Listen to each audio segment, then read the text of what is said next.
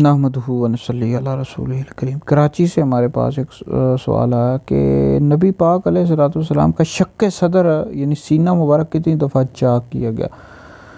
तो इस हवाले से जी ख़सास कुबरा जिल्द नंबर 1 में इस तरह ज़ुरक़ानी अल मवाहिब में मौजूद है कि नबी पाक अलैहिस्सलाम का शक्क सदर 4 मरतबा हुआ। एक तो हज़रत हलीमा सादिया रज़ियल्लाहु ताला अन्हा के घर में जब आप थे यानी इब्तदाई सालों में, और दूसरी दफ़ा 10 साल की उम्र में, तीसरी दफ़ा मरतबा नज़ूल वही का जब आगाज़ हुआ है तो उस मौके पर गार हिरा में, चौथी मरतबा शब मिराज के मौके पर। तो 4 दफ़ा आप अलैहिस्सलाम का शक्क सदर हुआ। इसकी बेशुमार हिकमतें लिखी हैं।